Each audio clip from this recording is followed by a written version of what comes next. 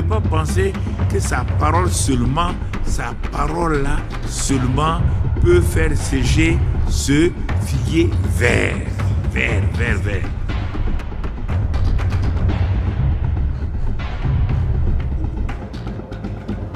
C'est pourquoi il a fait exprès de les amener dans un endroit clair, palpable, pour que personne ne dise « Oh, il y a eu... »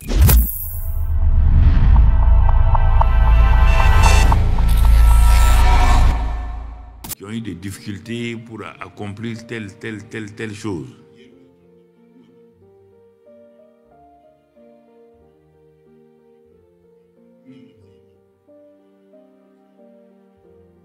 Les expressions où Jésus dit « ta foi t'a sauvé, va, ta foi t'a sauvé, qu'il te soit fait selon ta foi » ne sont pas des expressions anodines, ce sont des expressions majeures de la relation entre Dieu et l'homme sur la terre.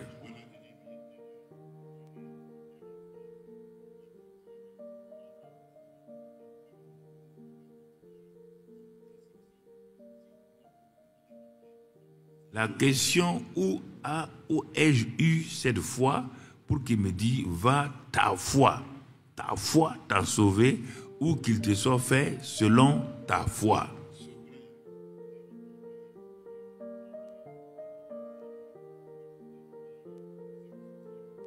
C'est pourquoi ce soir, nous allons ouvrir la Bible simplement pour voir ce que Dieu veut nous enseigner.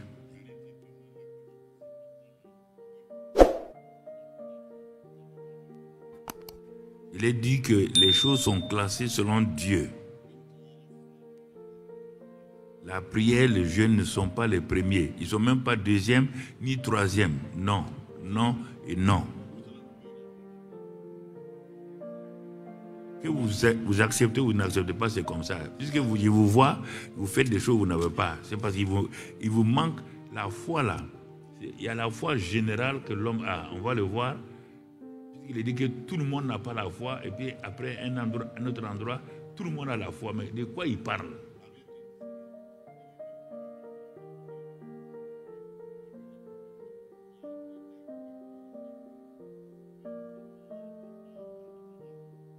Quand je dis ces choses, il faut t'asseoir pour m'écouter.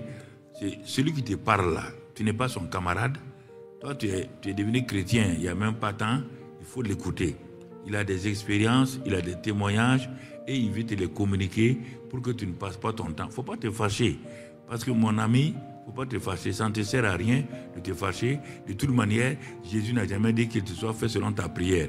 Montre-moi dans la Bible où il a dit ça. Tu as déjà vu ça dans la Bible? Non, répondez-moi quand il pointe le doigt là. Mais quand je dis de répondre, vous répondez. Tu as déjà vu qu'il dit selon ta prière?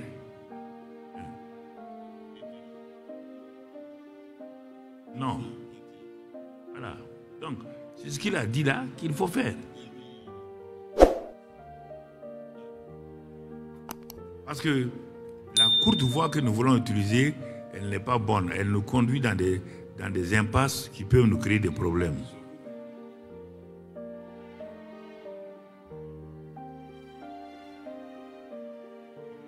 Alors, puisqu'il me dit qu'il me soit fait selon ma foi, ou bien ma foi m'a guéri, ou bien ma foi m'a sauvé, mais où est-ce que cette foi-là vient, d'où elle vient, et comment faire? Donc c'est ça qu'on doit s'arrêter dans la simplicité pour voir ce soir encore. On a déjà vu plusieurs aspects, mais je suis en train de prendre plusieurs aspects pour que chacun à son niveau découvre comment il peut fonctionner.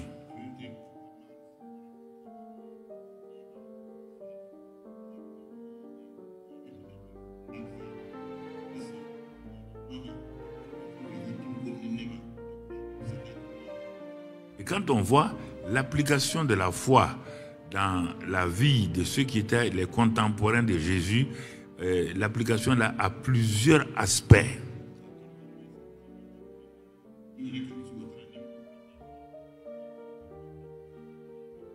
Parfois il dit peu de foi. Pourquoi n'avez-vous pas de foi? Parfois il s'arrête de pourquoi avez-vous douté? Parfois il dit race incrédule. Parfois, il dit, vous voyez là, il y a plusieurs aspects. Plusieurs aspects qu'il faut bien comprendre avant d'aller. Et en ce moment-là, on commence à aller un peu plus de l'avant. Résume ça. Oui.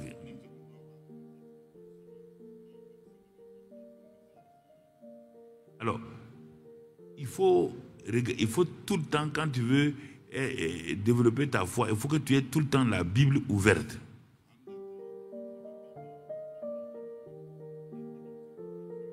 Sinon, tu vois, te baser sur ce que tu as entendu chez le voisin, chez la voisine, ou bien chez les gens, ou tes propres pensées, et ce n'est pas juste, ce n'est pas correct.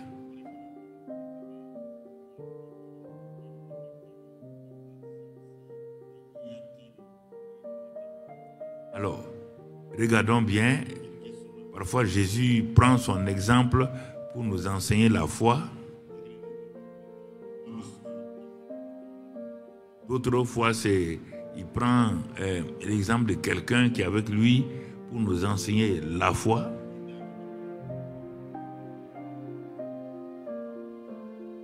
Il fait des travaux pratiques de la foi. Il sait que la foi, théoriquement, ça ne marchera pas. Il fait une pratique, un devoir, comme le professeur ou le maître.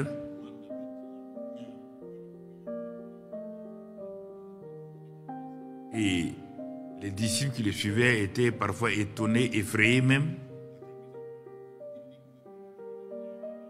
Mais pourtant, c'est à partir de cette école de 3 ans-là que nous sommes les bénéficiaires aujourd'hui. On ne peut pas dire autrement.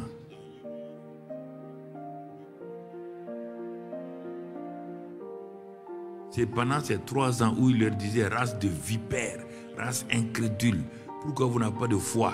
Ce sont ces paroles-là, ces enseignements-là, ces choses qui semblaient être choquants-là, c'est ça, toi et moi, nous sommes le résultat des pierres qui ont chuté, des pierres qui ont renié Jésus, des Thomas qui étaient incrédules et tout ça là. Mais à la fin, regardez ce que ça produit, que le monde aujourd'hui, avec ces milliards de chrétiens, ça vient de 11 personnes qui avaient échoué concernant l'aspect de la foi.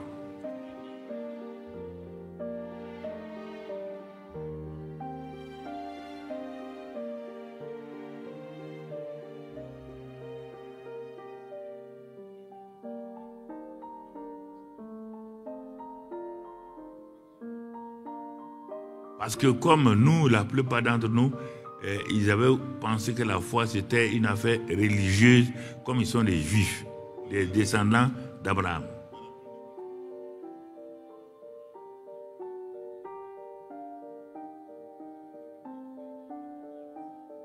Alors donc, ils ont vu que ça n'a pas marché. Et jusqu'au jour où ils sont nés de nouveau.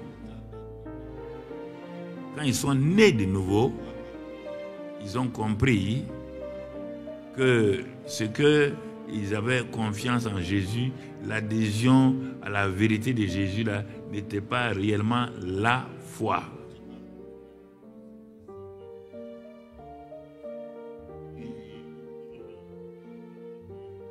Et que, comme Jésus les a enseignés, maintenant qu'il est mort et ressuscité, alors quelque chose de nouveau va commencer.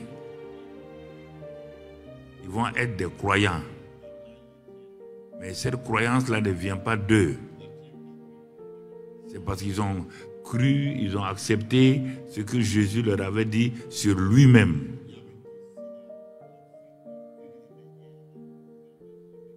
Maintenant, ces 3 années ont commencé à faire un déclic en eux.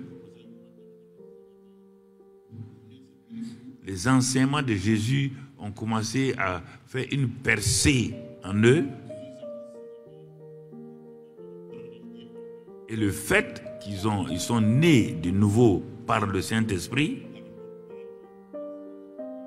la parole que Jésus avait donnée commence à faire son effet dans leur vie, parce que la foi vient de ce qu'on entend vient de la parole de Christ.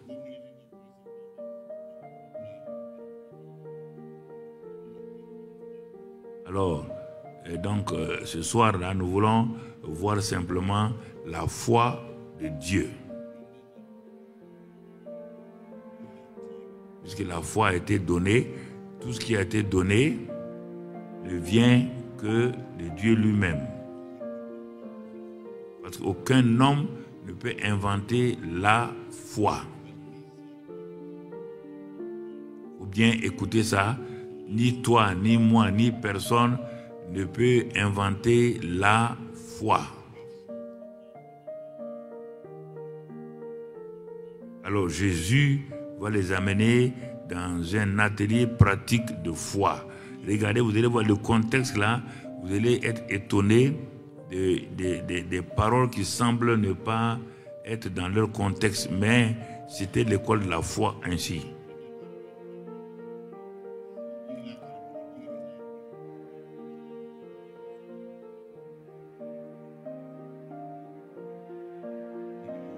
Nous allons ouvrir simplement la Bible. C'est comme si tu es dans ta maison un matin et tu veux étudier sur la foi et tu tombes sur ce texte-là, Marc 11, à partir du verset 12.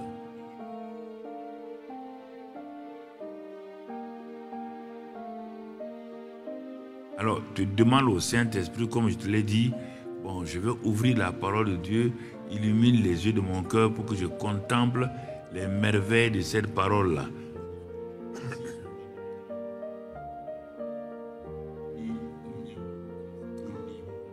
Donc, sans la révélation de tes paroles, il m'est difficile de comprendre tout ce que je vais lire. Je vais le lire intellectuellement, mais il n'y aura pas un effet dans ma vie.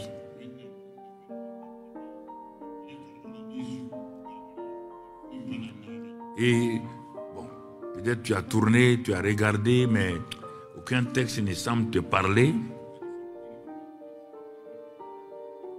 Et tu arrives dans ce passage-là, tu dis, mais tiens, je vais méditer ça. Il ne faut pas dire que tu vas lire. Hein. On ne lit pas la Bible, on médite la Bible. On médite la Bible. Pas le journal du jour. Le journal du jour, quand tu as fini, tu lis, tu mets ça au bureau, là, tu jettes ça ici, ou bien tu donnes à un collègue, il lit, c'est fini. On médite la Bible. C'est l'honneur que tu dois à la parole.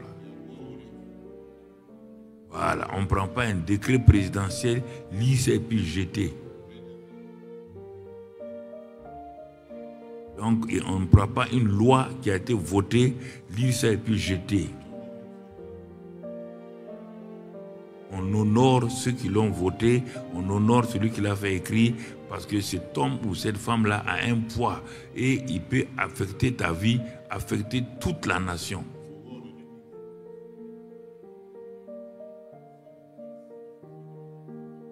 Donc ce matin, après avoir lutté pendant des mois pour un problème, pour un sujet,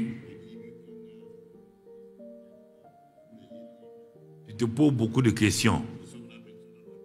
Par la grâce de Dieu, ce matin, et tu t'es réveillé, tu es peut-être épuisé, fatigué, et tu commences à regarder comment tu vas faire.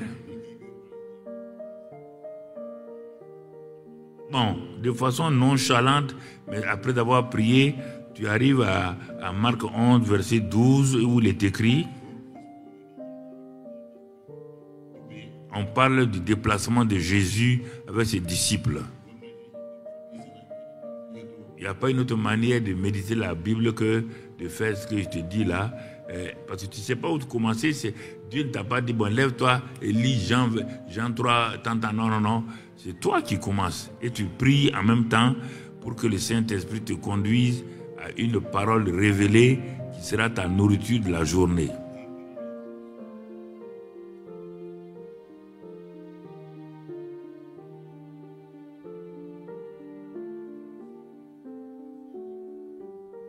Ne fais pas comme les gens du renouveau charismatique dans les années 80 Ou le renouveau charismatique, les gens prenaient la Bible, ouvrent et puis ils ferment les yeux, ils pointent le doigt sur un verset. Quand ils ouvrent, ils disent ça c'est mon verset. Ça c'était au temps du renouveau charismatique. Et certains d'entre vous étaient là-dedans. Ce n'est pas la peine de dire non.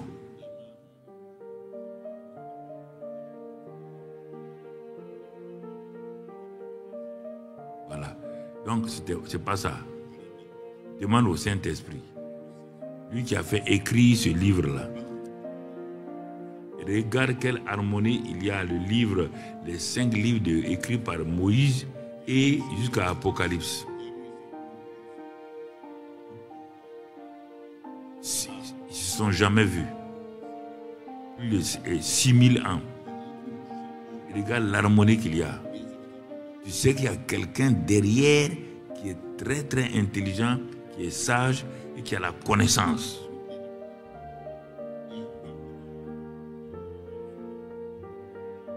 Alors, s'il a pu inspirer les gens à écrire, les écrivains à écrire ça, c'est qu'il est capable, toi aussi, dans ce siècle-là, de t'inspirer et de comprendre de Genèse jusqu'à Apocalypse.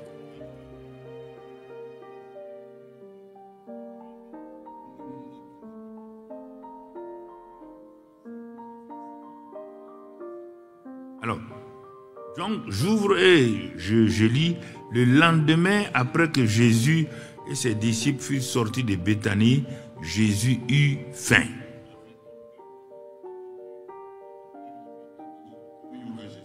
Les gens légers vont dire, Jésus aussi a eu faim. Hein? Ça, c'est les chrétiens artificiels. Là.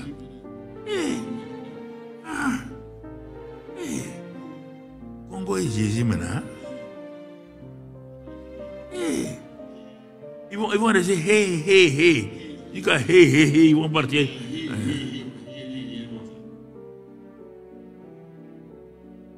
Tu as dit au Saint-Esprit de parler. Et il te donne ça. On dit Jésus eut faim. Normalement, vous tous là, vous devez prêcher comme moi maintenant. Il y a longtemps, je vous ai montré la méthode de prédication. Vous devez, n'importe qui que j'appelle ici pour venir prêcher, ce verset-là, il devait s'arrêter dessus.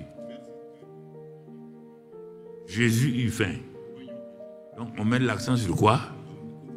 La faim de Jésus. Il ne faut pas bouger. Tu veux bouger, aller où? Non. Écoutez. Normalement, si je vous donne à prêcher là, mais je devais même m'asseoir et puis danser tout seul. Je vois, non, mais dans le mois de, quand on avait, c'était en novembre, c'est quand j'ai commencé à mettre les jeunes là pour prêcher. Mais les gens étaient étonnés en ville. Mais il dit que c'est normal, tel père, tel fils, non? Mais oui ou non? Il n'y a pas de problème dans ça. Quand tu as vu, je suis arrivé. Je me suis arrêté sur 3 mots. Jésus eut faim.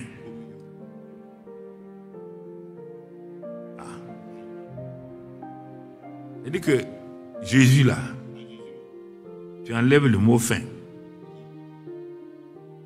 et tu mets d'autres mots synonymes. C'est comme ça qu'on médite la parole de Dieu. Ici, c'est une faim physique. Transpose ça chez toi, chez les hommes. Tu ne diras pas Jésus était malade quand il n'a jamais été malade.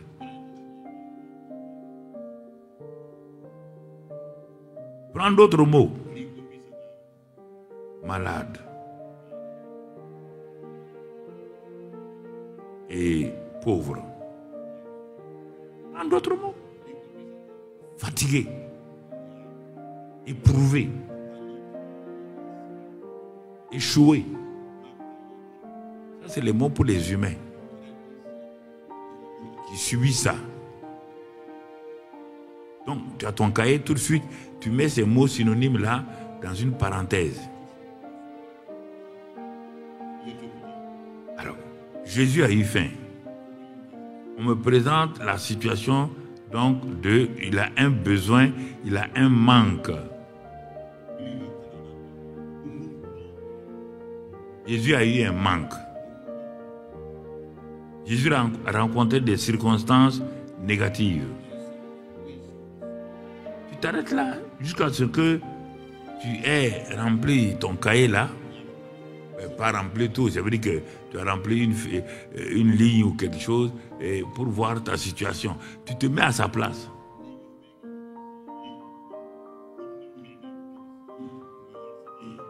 Alors, comme il a eu faim, et tu sais que quand quelqu'un a faim,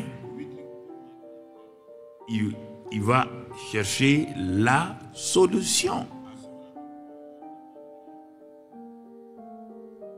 Comme tu es assis, tu n'as pas besoin d'aller, Jésus a eu faim, bon, il attend. Non, non, non, on te parle de toi, puisque Jésus n'est pas là. Mets ton nom à la place.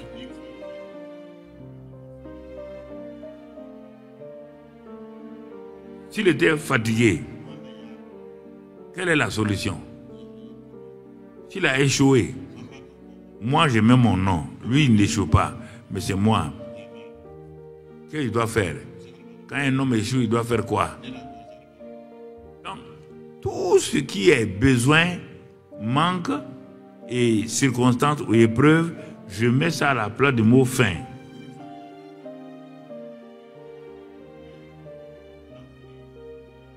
Pauvre, tout ça. Et je suis assis, et si je ne veux pas avancer, je prie en langue un peu. Je sais que Dieu m'a envoyé pour méditer ici parce qu'il veut m'enseigner quelque chose.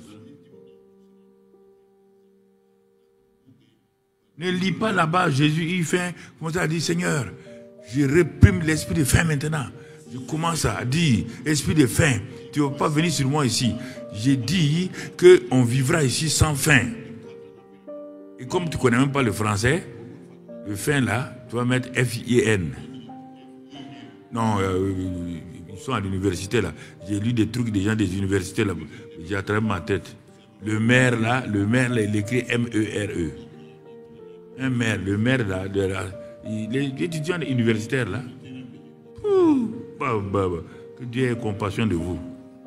Le maire, tu mets M-E-R-E.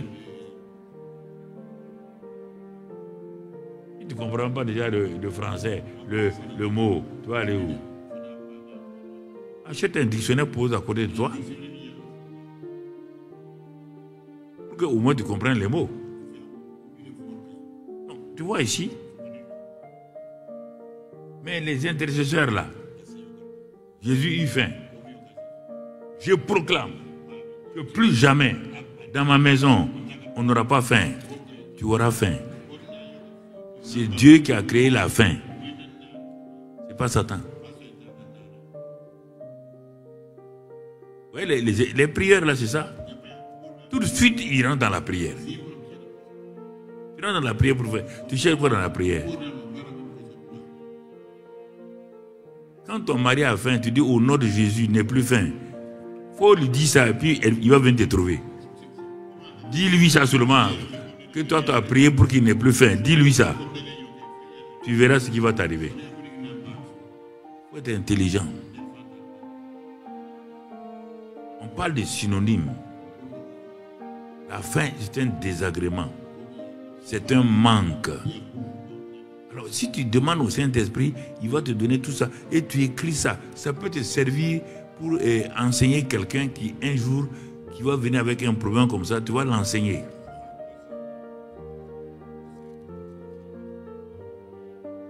Alors, regardez la suite logique. C'est tellement logique. Regardez le verset 13. Apercevant de loin un figuier qui avait des feuilles. Donc, quand il a eu faim là, il a cherché quoi? Il cherchait quoi? Une solution, non? Mais pour chercher une solution, tu vas utiliser soit les sens naturels ou les sens spirituels. Donc ça veut dire que quand il a eu faim, pour qu'il puisse solutionner son problème, il a commencé à faire quoi? Il a commencé à faire quoi? C'est-à-dire que, puisqu'il n'y a pas de cuisine ici, il n'y a pas de restaurant, dans la nature, il y a des solutions, non? C'est quoi? Dans la nature, il y a quoi comme solution? Des arbres. Oui ou non? Quand je vous pose la question, on dirait que vous... Quand je vous pose ça, on dirait que vous décrivez là, hein? Mais ils cherchent quoi? Ils cherchent une solution. Mais la seule solution ici, puisqu'ils sont pas dans un endroit où il y a un restaurant et tout autour, c'est de regarder. Il a regardé. Quand on dit que quelqu'un a aperçu, ça veut dire quoi? Il a fait quoi avant? Et puis il a fait quoi? Voilà. Tu es en train d'étudier tout doucement, tu es en train d'aller. Mais quand toi tu regardes, quand il y a ça là, tu regardes quoi? La nature là, que Jésus a regardé là, c'est la première solution de Dieu pour résoudre les problèmes de ce genre-là. Il n'a pas demandé à Pierre. Pierre n'a pas cette solution-là. Il a cherché. Il y a deux Bibles. Il y a la Bible naturelle qui est naturelle là, où Dieu répond à nos besoins. Il y a la Bible spirituelle. Tu comprends? S'il avait pris les 4 livres de Moïse, là, il va trouver la solution. Hein? Il avait dit, bon, qui a le rouleau de Pentateuque? Bon, Pierre. Bon. Quand on a faim, qu'est-ce que Moïse a dit? Pierre va dire que lui, il ne connaît même pas la Bible encore. Hein? Donc, vous voyez, c'est pourquoi la méditation prend du temps. Je veux faire ma lecture. Mon ami, tu vas faire 20 minutes, 30 minutes, le Saint-Esprit ne te parlera pas. Parce que toi, tu passes 3 heures à la télévision. Tu parles 3 heures avec tes amis. Au grand Dieu créateur, tu veux lui donner 30 minutes, 1 heure de temps. Il ne te répondra pas. Tu vas attrister le Saint-Esprit. On dit, n'attristez pas le Saint-Esprit par lequel vous avez été scellés. Donc, ne l'attristez pas.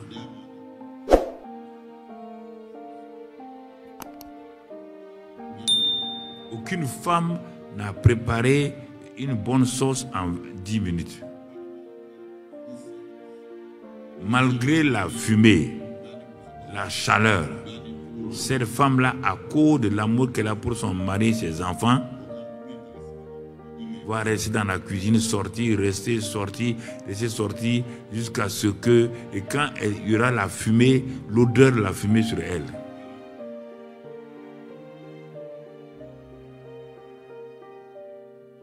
Mais pourquoi vous voulez donner 30 minutes, 1 heure à Dieu?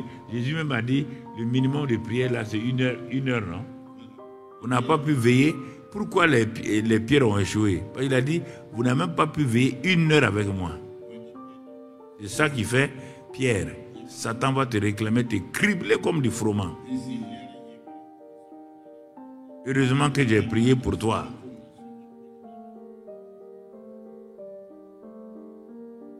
Vous voyez, ce que je vous enseigne, il faut écouter ça très bien. Apercevant de loin un figuier, il a reconnu qu'un figuier, le figuier est une des solutions à son problème qu'il a. Ce n'est pas le figuier seulement, il peut dire un figuier, il n'a pas dit le figuier.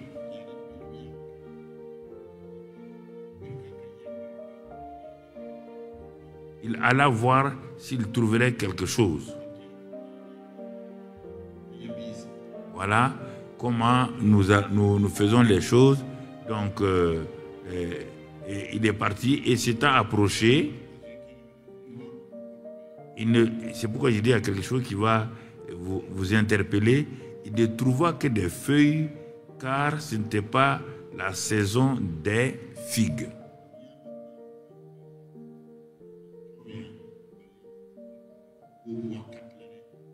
Je vous pose la question. Si Jésus, il est écrit ici, et il ne trouva que des feuilles, car ce n'était pas la saison des figues. Cela veut dire que Jésus voulait leur enseigner quelque chose, car Jésus sait, et les pierres là, tout le monde sait que ce n'est pas la saison des... Est-ce que tu peux aller maintenant chercher sur un manguier des mangues? Hein? Bon, peut-être il y a quelques mangues, je ne sais pas. Mais actuellement, dans cette saison, bon, quel est l'arbre peut-être de qualité? Raisin, voilà. Raisin sauvage. Si toi tu as faim, tu es en brousse. C'est vrai. Dès que tu as faim là, tu vas chercher à regarder. Et quand tu vas voir un raisin sauvage, tu vas faire comme Jésus. Tu auras tendance à vouloir regarder, mais toi tu sais que ce n'est pas la saison. Mais qu'est-ce que... Laisse ça de côté. Parce que les gens bizarres vont aller s'arrêter là-bas. Il y a des gens bizarres comme ça. Hein. Parmi les chrétiens là, on vous a dit que la Bible se contredit. Il y a contradiction ici. Il sait qu'il n'y a pas de figues. Il sait qu'il y a ça, tout ça là. Mais il va faire quoi là-bas? Donc il a forcé, il a fait bagarre sur le figuier sûrement. Hein? Il a fait quoi? Voilà. Donc on vous a dit que votre Bible là, hein, c'est comme ça qu'on vous dit. Votre Bible là c'est contredit. Oh. Tu vois?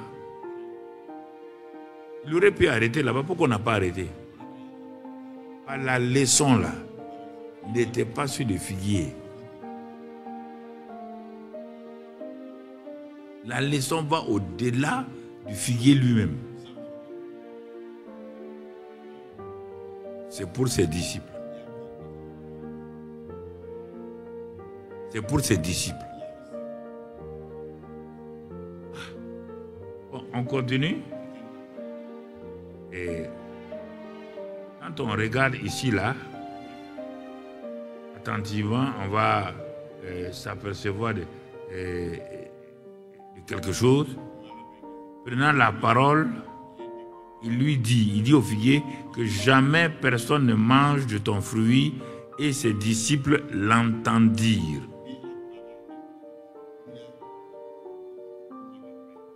Ah, on commence à voir où Jésus voulait en venir.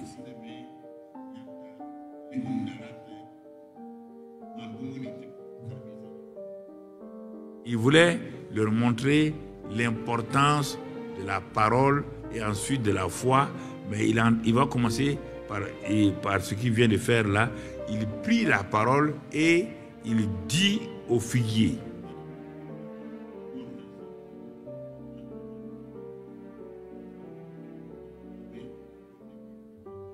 Jamais personne ne mange de ton fruit.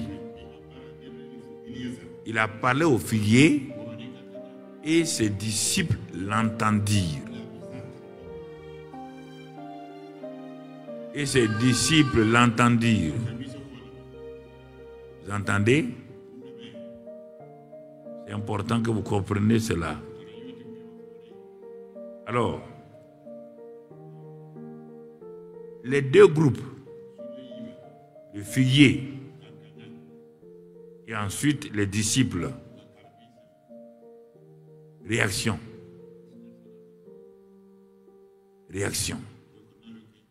Il a fait... Il y a des choses aussi que vous pouvez comprendre là. Il a parlé aux deux mondes en même temps. Le monde humain qui a l'autorité, la domination, qui a tout.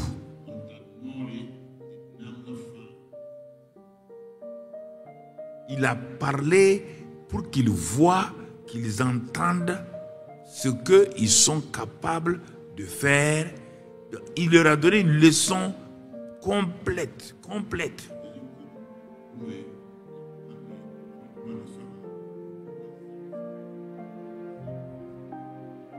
Maintenant, à la création, qui n'est pas humaine, il lui a parlé pour qu'on sache qu'on peut parler à la création non humaine et la création là va réagir car chaque chose que Dieu a créée réagit par rapport à la parole de Dieu.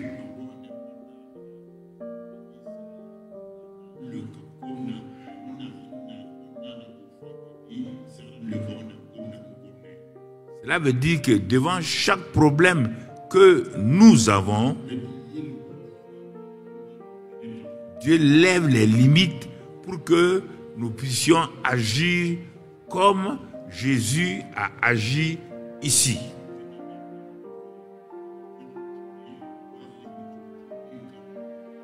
Donc, le figuier, il s'est adressé au figuier et les disciples l'entendirent.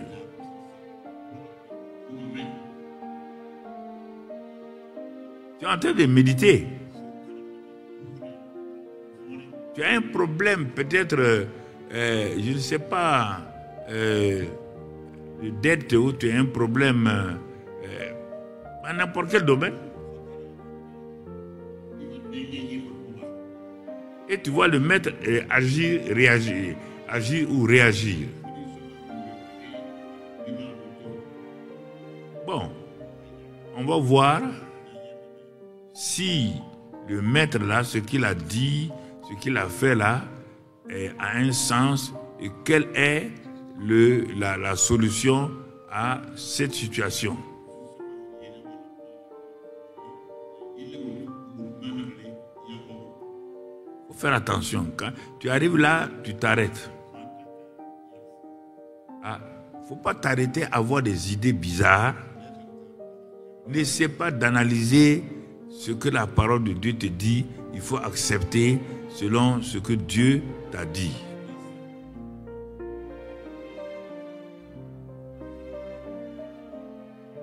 Et on nous a dit que c'est les sorciers qui parlent aux arbres. Qui t'a dit? Dis-moi la personne là.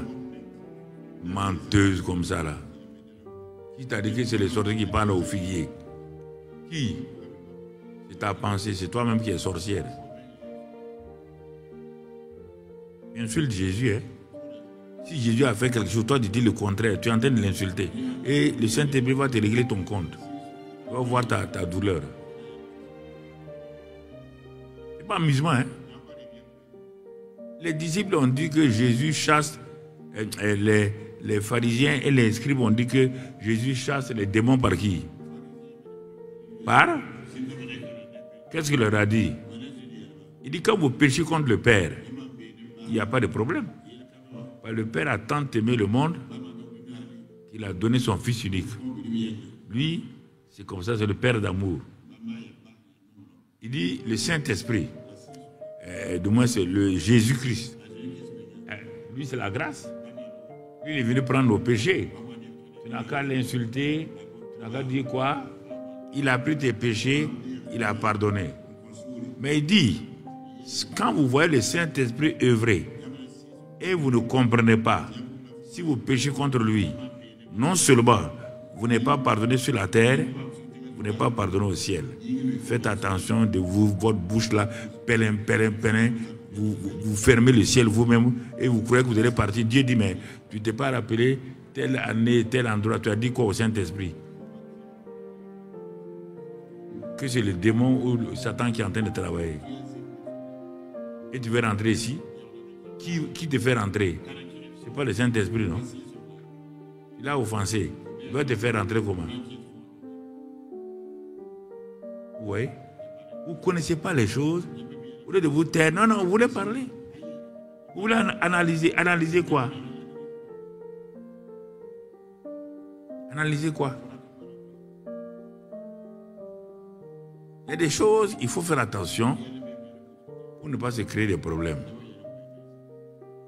On a vu des gens comme ça, surtout dans ma région, elle est un peu, ils ne veulent pas qu'on parle du Saint-Esprit. Des dénominations qui ne veulent pas qu'on parle du Saint-Esprit.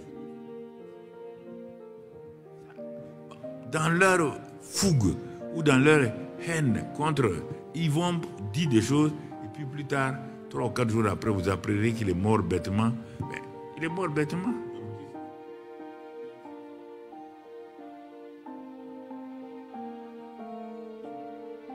Quand tu ne comprends pas, vous mettez terre. Parce que Dieu n'est pas obligé de t'expliquer tout.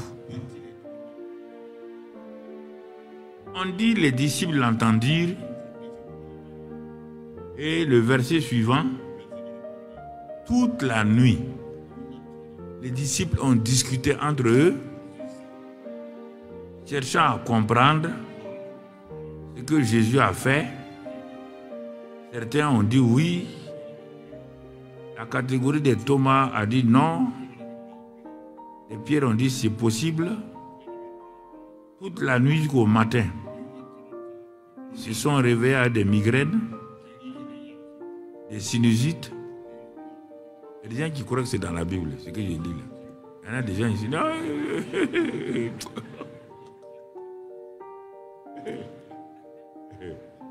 Non, non. Tu dis n'importe quoi, il y a des gens qui... Comment? Non, si ce n'est pas vrai, Dieu a parlé, il a créé Lucifer.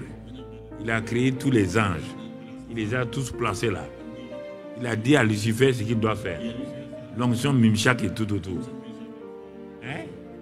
Comment? Les gens disent, c'est les gens qui disent, tu n'es pas là-bas, hein, que Lucifer a amené le tiers des anges de Dieu. Comment Lucifer a pu parler et que des millions d'anges l'ont suivi? Dieu a laissé à chacun la liberté. Il n'a pas forcé. Lucifer est en train de leur mentir. Et les anges que Dieu a créés, il a dit que lui, il est Dieu. Lui aussi, il est Dieu. Il a son trône. De venir, ils vont monter sur la montagne. Ça, c'est dans Ésaïe 14 et puis Ézéchiel 28. Ils vont monter sur la montagne. Ils vont détrôner Dieu. Tant.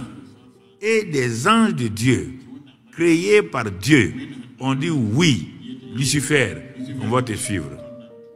Alors si des anges ont pu faire ça là, n'importe quel homme, même dans nos églises là, font la même chose. Et tu es parmi, vous mettez repentir ce soir. Tu dis la vérité, hein, vous mettez repentir. Ah, tu as dit des phrases comme ça. Essaie de voir, tu vas te rappeler. Tu vois, hein?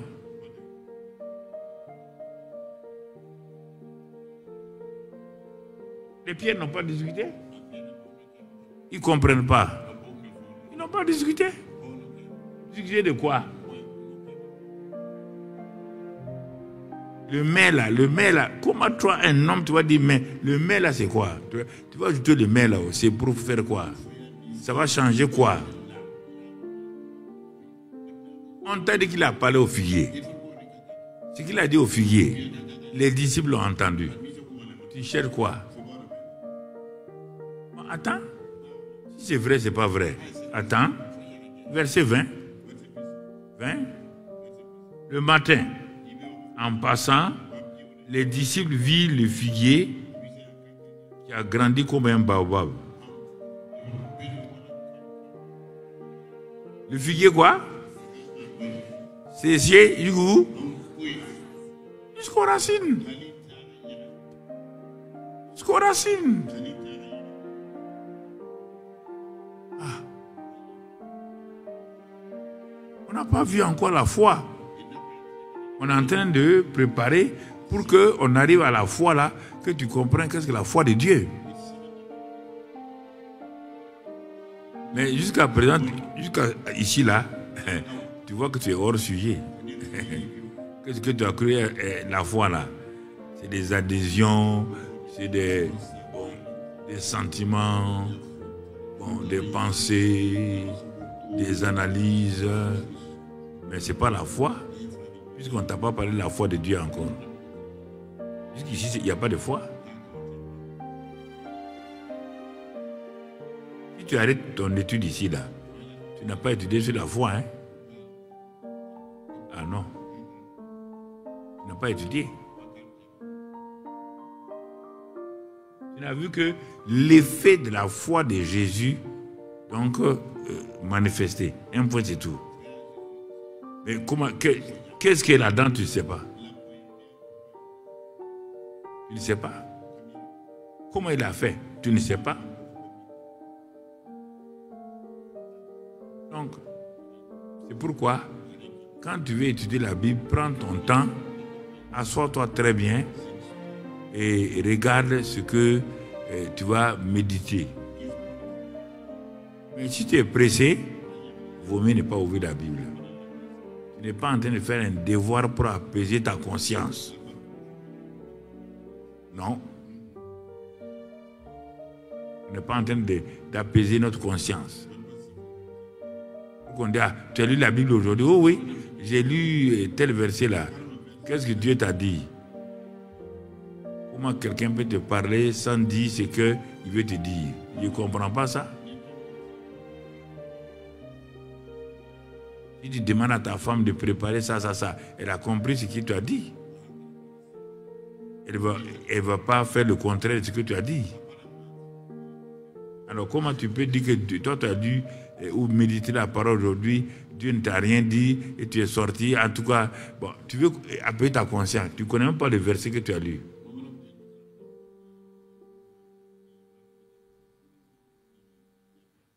Vous savez, parce que nous prenons trop Dieu à la légère et ça là, c'est un peu vraiment vexant pour lui.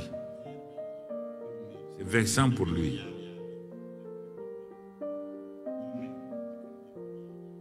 Pierre, se rappelant ce qui s'était passé,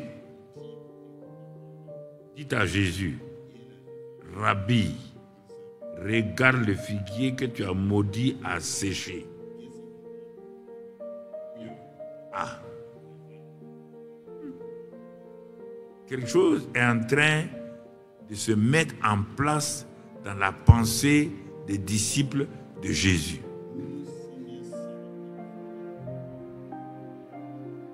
On te dit qu'ils ont entendu ce que Jésus a dit. Leur réaction, ça a été caché, parce qu'on ne peut pas dire ça, sinon les 12 là, ils devaient avoir des pensées négatives. Si on disait ça là, c'est pas bon.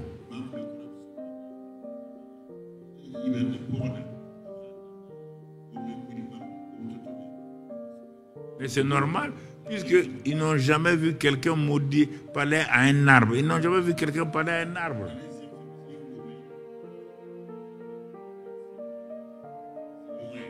Voici un monsieur que nous respectons et qui nous amène quelque part. Il s'arrête, il parle à un arbre.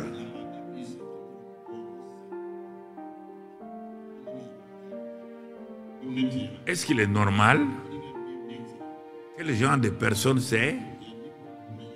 Mais vous le savez, quand il a dit à la tempête de se calmer, quand il a dit au flot là de faire se taire, les mêmes disciples ont dit, mais qui est cet homme à qui obéisse le vent? Vous voyez bien, ils étaient troublés. Tant que tu n'as pas la connaissance de Dieu, tu es troublé. Même un pasteur, quand il dit telle chose, ah, le pasteur a dit quelque chose aujourd'hui, est-ce que c'est ça?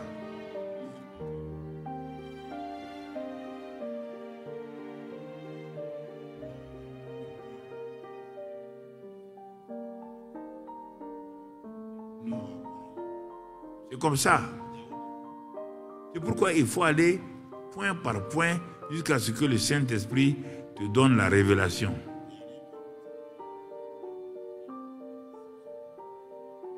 Donc, ils sont passés de ce qu'ils ont entendu. Maintenant, ils donnent leur réaction. et leur porte-parole, c'est Pierre.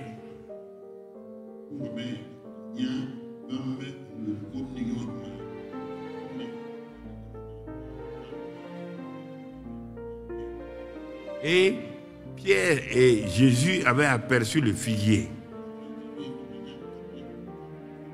Il parla au figuier. Le lendemain, Pierre a regardé le même figuier. Il a vu le figuier sécher.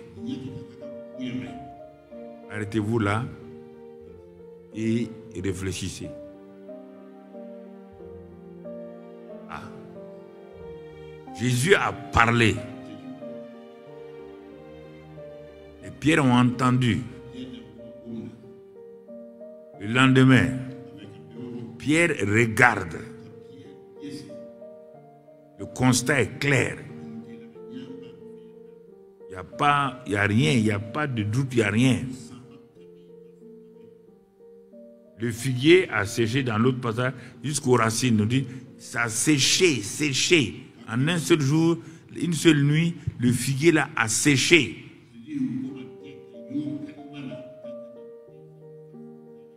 On n'a pas vu de feu.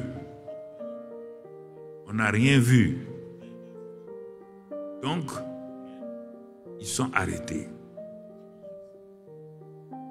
Mais ce monsieur-là opère comment? Comment se fait-il que le figuier ait séché? Qu'est-ce qui s'est passé? Est-ce qu'il a une puissance bizarre? Sûrement, c'est ça que la plupart d'entre eux ont dû avoir. Parce qu'il ne peut pas penser que sa parole là seulement peut faire sécher ce figuier vert.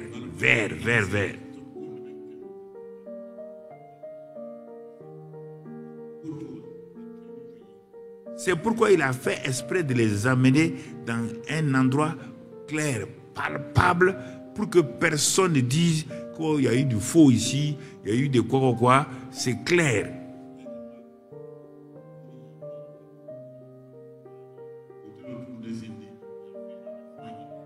Il va leur montrer ce que celui qui parle, la parole, l'autorité.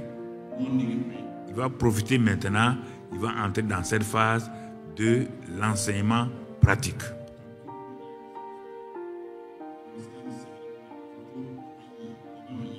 C'est ça que les pierres vont apprendre au fur et à mesure, et c'est pourquoi plus tard, il va dire, ce que j'ai, je te le donne.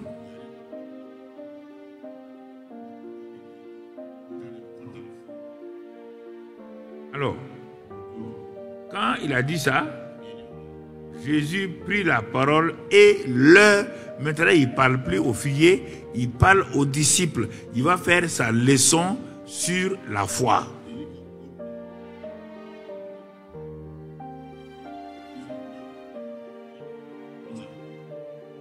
Il va leur parler sur la foi. Donc, tu vois, jusqu'à présent,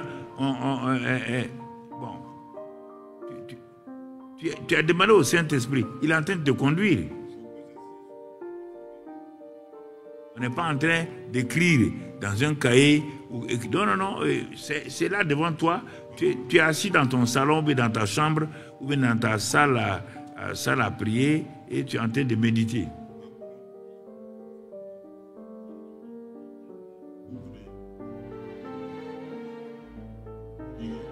Quand il a pris la parole, qu'est-ce qu'il va dire? Il a parlé au figuier que plus jamais personne ne mange de ton fruit.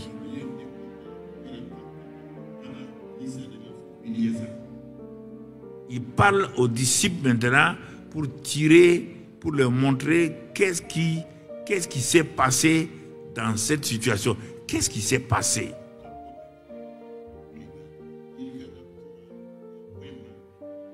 C'est ça qui est important.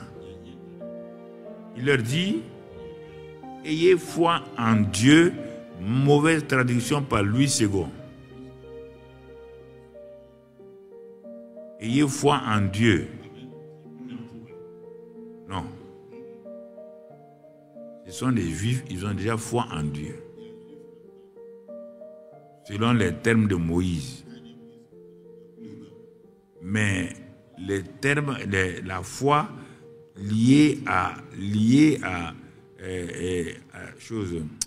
ce que Jésus va dire. Il est en train de leur montrer maintenant que c'est pourquoi ils ont dit à Jésus, enseigne-nous à prier comme Jean-Baptiste l'Ancien.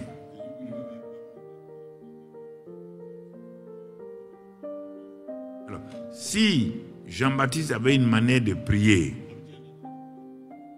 c'est que je vous dis aussi, les Jean-Baptistes là avaient une foi. C'est ça qu'on dit dans Hébreux 11. Dans Hébreux 11, tu ne verras pas un du Nouveau Testament dans Hébreux 11. Donc, leur manière de prier est représentée par Jean-Baptiste. Leur foi est représentée à partir d'Abel jusqu'à ce que Jésus vienne. Donc, tu comprends. Mais ici, Jésus parle. Ayez foi en Dieu. Dans la version amplifiée, dans d'autres versions, ou plus précis, il dit ayez le genre de foi que Dieu a.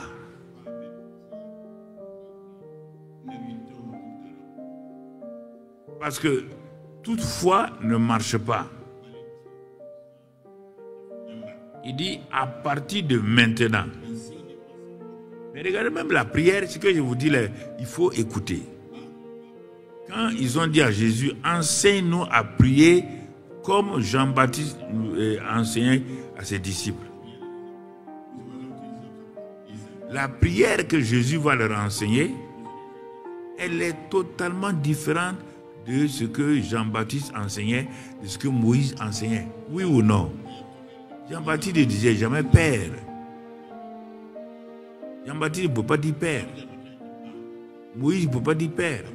On te dit que Moïse est serviteur dans la maison et c'est le fils là.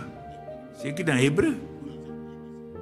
Tu n'as jamais vu Abraham dire Père. Non, ça c'est leur méthode. Dieu les a exaucés selon les principes de la prière, de la foi en leur temps. On n'a pas dit que ce n'est pas valable, c'est valable. Mais c'est basé sur le sang des agneaux, des animaux, et ça, ce n'est pas parfait encore. Donc, c'est pourquoi, de même que la prière, on a dit notre Père, Jésus est venu pour inaugurer la nouvelle alliance, c'est pourquoi lui me disait mon Père, notre Père, votre Père. Donc ça veut dire que la foi aussi doit être enseignée. Il est en train de leur enseigner comment la foi et la prière là, de ce que la nouvelle alliance va faire, va commencer. Ce n'est plus basé sur les choses matérielles, physiques, non. C'est basé uniquement sur la parole. C'est pourquoi on a parlé, il dit, prenant alors la parole. Il dit, ensuite, le lendemain, il prit la parole encore et leur dit, il est en train de montrer que la foi est liée. Et regardez bien, il leur dit, ayez foi en Dieu. Il a parlé la parole. Et il dit, ayez foi en Dieu, ayez le genre de foi que Dieu a.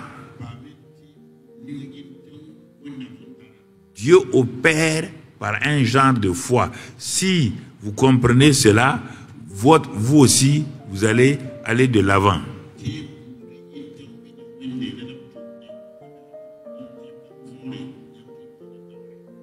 Alors, quel est ce genre de foi? Quelle est la foi de Dieu? Verset 23, il ne va pas loin. Il dit, je vous le dis en vérité. Voilà la foi de Dieu. Je vous le dis en vérité. Si quelqu'un dit, vous voyez encore, il est en train de parler seulement. Parler. Il prend la parole, il dit. Il parle au figuier en prenant la parole, il dit. Il prend la parole et dit aux disciples. Tout le temps, et maintenant il prend en général. Après avoir quitté le figuier, les disciples, ils s'adressent à tout le monde, ceux qui ont la dit. Si quelqu'un dit, donc tu ne peux pas échapper à ça. J'ai dit au figuier. J'ai parlé aux disciples. Et vous me demandez comment j'ai procédé. Je vous dis que c'est la foi de Dieu. Ah bon? La foi de Dieu, c'est comment? Vous m'avez dit de vous enseigner la prière. Je vous ai dit notre Père qui est aux cieux. Maintenant, vous ne m'avez pas demandé de vous enseigner la foi. Parce que je crois que vous pensez que la foi que vous avez là marche toujours. Mais je vais vous montrer la foi de Dieu qui fonctionne. Ah bon? Dieu a une foi, mais oui, il est l'auteur de la foi. C'est pourquoi il va me passer la foi dans Hébreux 12, 2, pour qu'il soit l'auteur de la foi, l'auteur et le consommateur de la foi. La foi ne vient pas de vous. Non. La foi ne vient pas de vous. Ah. Si elle ne vient pas de moi. Donc il dit ici, si quelqu'un dit, voilà comment la foi de Dieu est. C'est le verset donc 23 là. Il faut bien regarder ça. Hein? La foi de Dieu, si quelqu'un dit à cette montagne. Si quelqu'un dit à cette montagne, ôte-toi de là et jette-toi dans la mer. Vous voyez bien, il s'adresse à cette montagne comme je me suis adressé au figuier. Et je lui ai donné un ordre précis. Ôte-toi de là et jette-toi dans la mer. Deuxième élément de la foi de Dieu, il faut être précis. Pas dire des choses générales. Troisième élément. Et s'il ne doute pas en son cœur. Donc, premièrement, si quelqu'un dit, donc dans la foi de Dieu, la bouche est impliquée. Il n'y a pas de foi de Dieu sans l'implication de la bouche, de la langue. Il n'y a pas de foi de Dieu si, quand tu parles, ta parole n'est pas précise, ta parole ne correspond pas à quelque chose que Dieu a défini. Il n'y a pas de foi de Dieu. Troisième élément, la foi de Dieu ne doute pas en notre cœur. Nous ne doutons pas en notre cœur. Je ne doute pas dans mon cœur. C'est pourquoi il a dit à Pierre, pourquoi as-tu douté, homme de peu de foi? Pourquoi tu as douté? C'est pourquoi tu étais en train de t'enfoncer. Le doute vient de ce qu'on regarde, ce qu'on entend. Quand on regarde, on commence à avoir peur. Quatrième élément de la foi de Dieu. Mais crois que ce qu'il dit arrive. Ça veut dire que toute sa pensée accepte que ce qu'il dit là, donc va arriver. Conclusion, il le verra s'accomplir. 1. Ma bouche est la dent. 2. ma parole est précise, le besoin est précis. 3. J'enlève le doute. Si Satan veut me faire douter, j'enlève le doute. Et j'amène mes pensées et tout à croire que ce que j'ai dit là, je vais le voir arriver.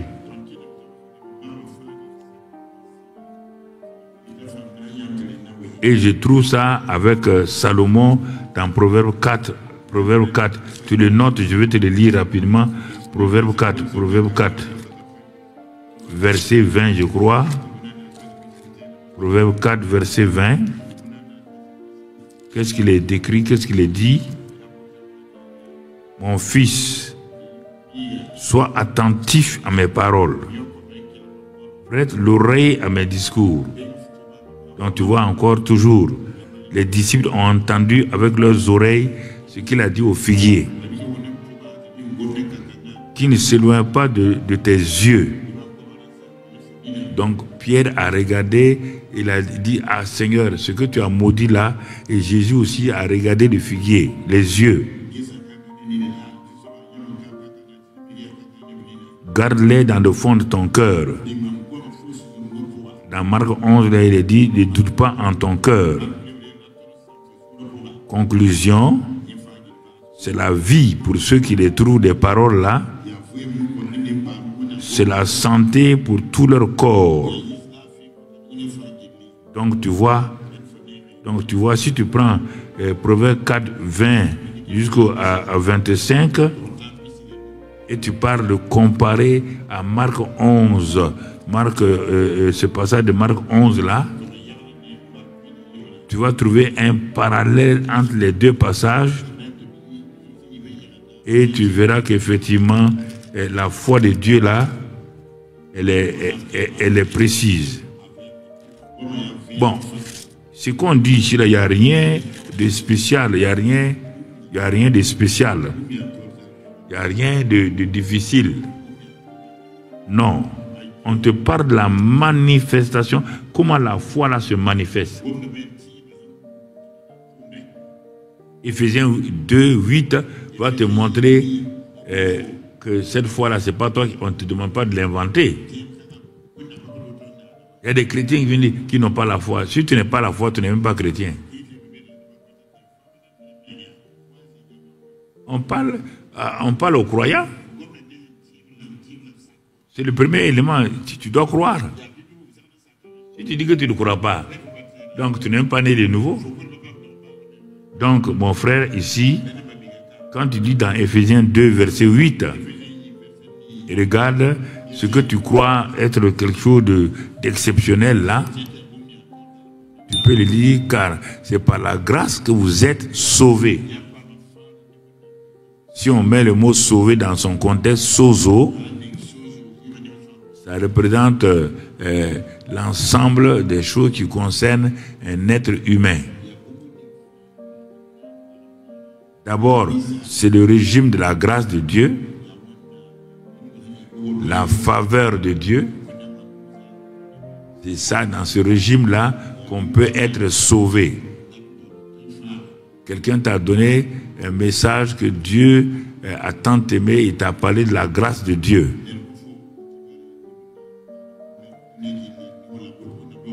Il t'a parlé du salut de l'âme. Et tu l'as écouté. On te dit que tu es sauvé par le moyen de la foi. Ça veut dire quoi?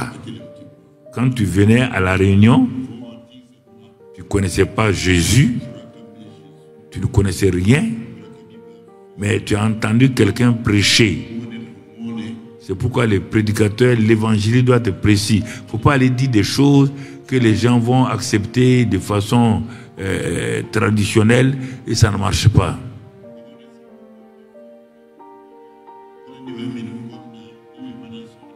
Donc, on te dit que tu as prêché par la grâce de Dieu, donc par le moyen de la foi, et il est sauvé.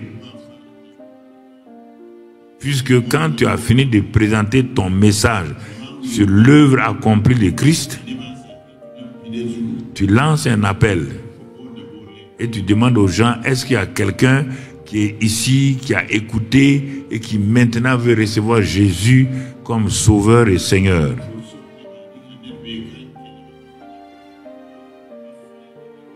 Et là, ça se fait comment encore? Tu peux lire Romains 10, versets 8 à 10. Romains 10, versets 8 à 10. Donc, on est en train de voir comment même toi-même, comment tu peux amener quelqu'un à Christ. C'est la manière comme ça, il n'y a pas autre chose. On te dit, qu'est-ce que la parole de justice fait? On te dit, la parole est près de toi. Donc toi qui es là, nous sommes dans...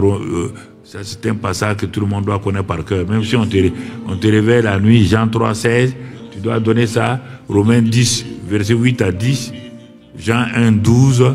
Ces passages-là, tu dois les citer par cœur. Tellement c'est en toi. Que dit donc cette parole de justice?